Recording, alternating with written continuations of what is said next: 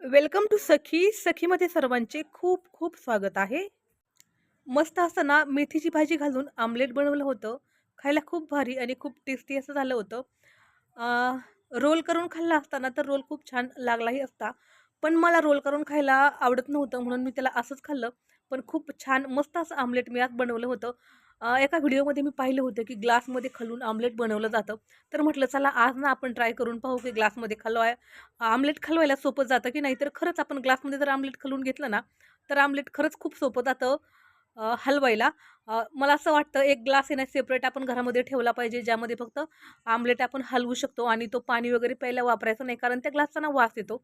तर या ठिकाणी मी एक अंडे जे आहे ना ते फोडून घेतलं होतं आणि ग्लासमध्ये टाकलं होतं. त्याच्यात मी मीठ, त्यानंतर लाल तिखट, अर्धा टोमॅटो, अर्धा कांदा आणि चिरलेली खूप सारी मेथी, असं याचं मी मिश्रण ठेवलं होतं. आज घरामध्ये कुणीच नव्हतं. मी एकटीच होते आणि काय करू आणि काय नाही हे ना सुचतच नव्हतं. म्हणून मी म्हटलं चला आपण ना एक आमलेटच करूया. त्यामध्ये आपलं एकटीचं भागून जाईल. मी भाजी तर कट करून ठेवली होती, पण भाजी खायलाच कोणी शिल्लक नव्हतं. त्यामुळे म्हटलं चला एक आपण आमलेट केलं तर आपलं म्हणजे आत्ताचं सध्याचं तर काम भागून जाईल.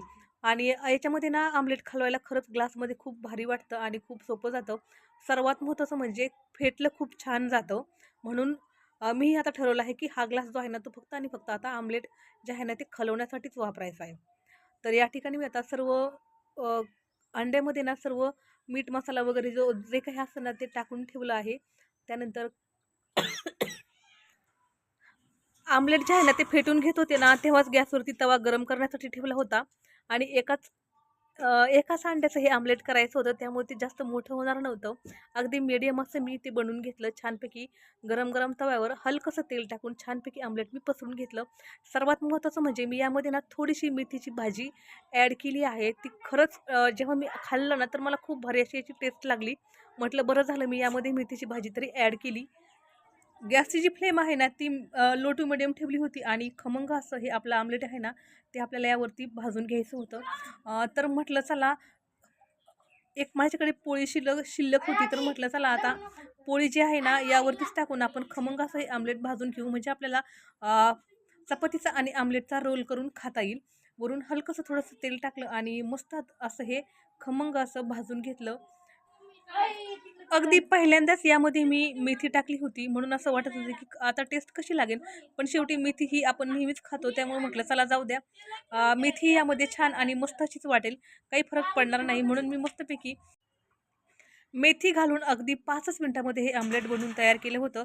पोळी तर आपल्याकडे नेहमीच राहते. आमलेट, पिठलं अशा या काही काही गोष्टी आहेत ना खाण्याच्या, ज्या बनवायला ना खूप वेळ लागत नाही, पण खूप भारी, खूप खमंग आणि खूप टेस्टी लागतात.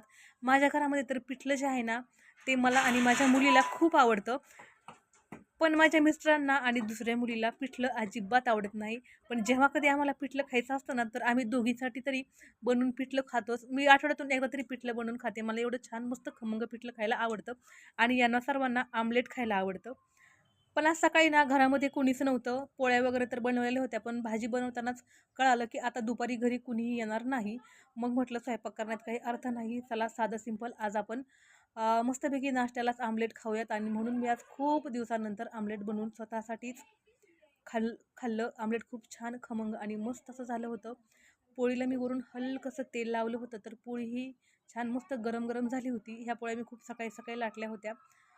आता तुम्ही आमलेटचा लूक पाहू शकता. किती भारी असं आलेलं आहे. याचा आपण रोल करूनही खाऊ शकतो किंवा असंही खाऊ शकतो.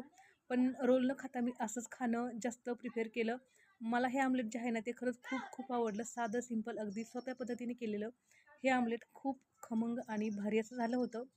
आता गॅसची फ्लेम जी आहे ना, ती बंद केली आहे आणि लगेचच प्लेटमध्ये आमलेट सर्व्ह करून घेतलं आहे. बाकी कशाची आज वाट पाहण्यात काही अर्थच नाही किंवा कोणी येणारही नाही आणि जाणारही नाही. त्यामुळे म्हटलं चला गरम-गरम आमलेट जे आहे ना, ते खाऊन घ्यावं. तर रेसिपी कशी वाटली हे मला सांगायला विसरू नका. चॅनलवरती नवीन असाल तर चॅनलला सबस्क्राईब करा. चला तर मग भेटू पुढच्या व्हिडिओमध्ये. धन्यवाद.